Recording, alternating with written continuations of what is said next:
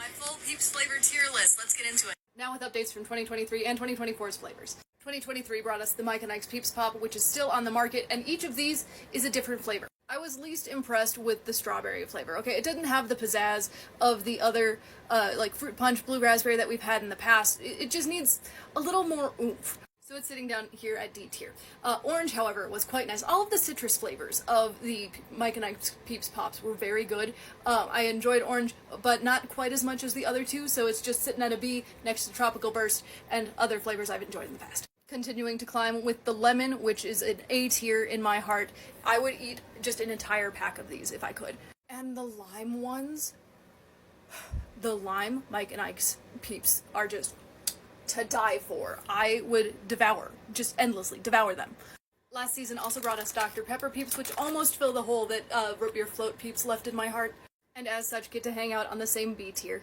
I was intrigued by the kettle corn Peeps that were announced last year, but they weren't available in my market, and that kind of affects the score a little bit. They might have been a C tier, but again, points off for lack of accessibility. The buttery, slightly salty, toasty cornness of them was very interesting, and when stale, I would put them at an A tier because they get an extra crispiness that I feel like needs to go with the name kettle corn, you know? But if you roast them over an open flame, S tier, creme brulee level experience. And that brings us to 2024's flavors, which I wasn't going to seek out, but when I showed up to my friend's house, she had waiting for me in her guest room here these sour strawberry Peeps that are new this year and only available at Kroger's. I'm curious how they're different from the ones that are on the Peeps Pops.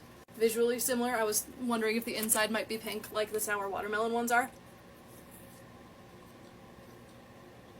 Okay.